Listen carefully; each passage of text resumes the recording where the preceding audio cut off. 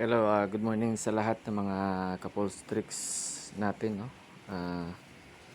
Magandang araw sa lahat. So, ngayon gagawa ako ng tutorial video kung paano tayo bibili ng Polstrix token use gamit yung Polygon token or pwede ring USDT under sa Polygon din na blockchain. Pero ngayon is gagamit ako ng kasi meron ako ditong Polygon na 40 na Polygon. So ang price ng Polygon ngayon is 13.25, no? So para hindi kayo malito, so dapat meron kayong ganitong converter, no?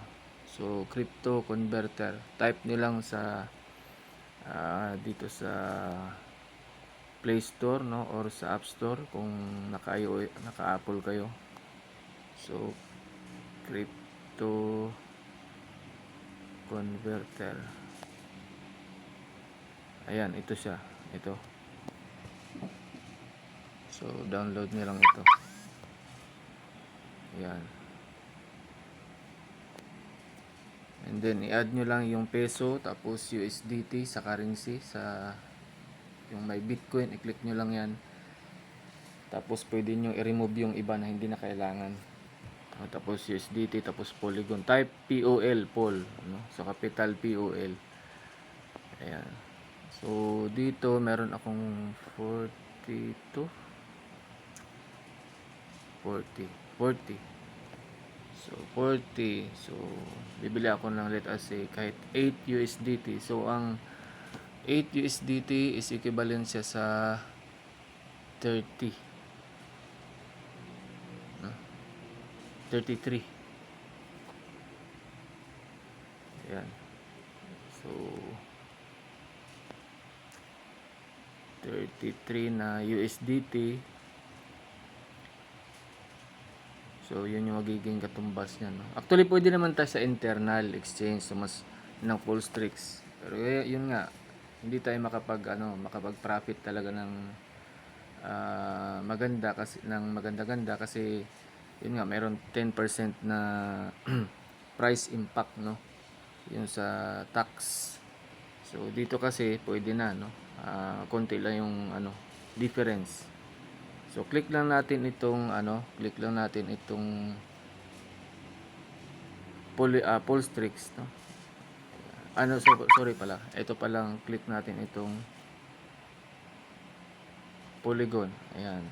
Tapos may nakikita kayo ditong swap. Ito. Ayan, swap. So click nyo yan. Tapos click nyo din itong swap sa ilalim. Ayan. Ayan, click nyo swap.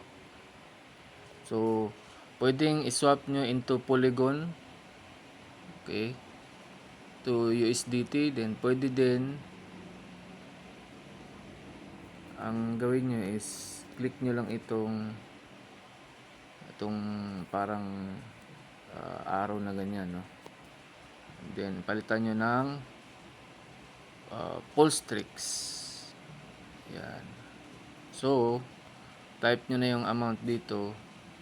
So balik tayo dito sa converter. So ang amount ng Polygon is 33.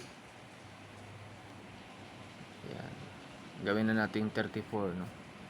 Kasi may butal. Okay, 34. Ayan. So 1,067 na worth of Polstrix. Ang price ngayon ng Polstrix is 0.42 centavo. So click continue.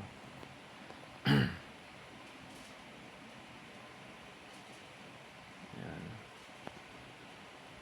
Then confirm. Kung password ang gamit nyo, ako kasi naka biometrics, naka fingerprint, mas madali kasi. Ayan. So transaction details. Ayun na. Ayan na siya. Okay. So ito pala. So nakabili na ako. Click nyo lang, exit nyo lang. Yan, pag refresh nyo, yan na yung naiwan. So 47, may dagdag ito ngayon dito yung aking 1,000, so magiging 48. Yan, 48 na. Ito na siya, oh. Ito yung na-swap. Yan, ito na yung na-swap. Ngayon titingnan natin yan, yung transaction ko sa Dextools. Yan. So ito yung current price ngayon. Ayan, 7,540, mas 0, nasa 41 pesos na lang pala ito. Ayan, tingnan natin ha. Ayan, ito yung current na buy ko. So 7:19 ng umaga, 8, ayan, no, worth of 8 USDT. Ito yun, May demo up ka na ba? Kung wala pa, ay down. worth of 8 USDT. Ayan, tama. Ayan. So ang mag-aabang ako, siyempre pag bumalik ito sa point 0.99 kasi yung price natin ngayon is ito yung price natin 0.7540. So pwedeng bumaba, pwedeng tumaas. Ayan. Ayan. So dapat dito meron kayong naka-monitor kayo dito. Ayan.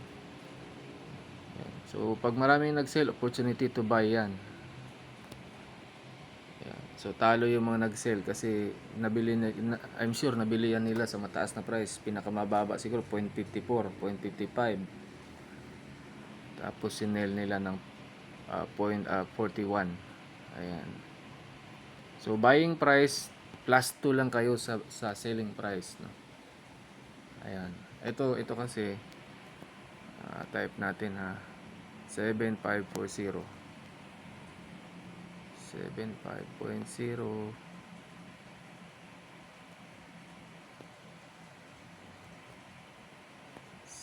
0.007540. So itong 0.42 pa pala. Ano yan?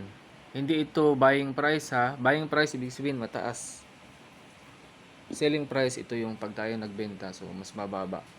Yan, kahit saan kayo magbili, kahit sa Binance pa, kahit sa bangko, di ba, US dollar, pag ikaw nagpapalit ng dollar mo, mas mababang price bibili nila. Pag ikaw naman ang bumili, mas mataas. So ganun lang yun. Plus 2 yan, magiging 0.44 sa buying.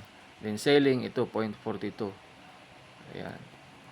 So mag-aabang lang ako, no, natataas siya, magiging 0.09 siya ulit. Sorry, 0.009.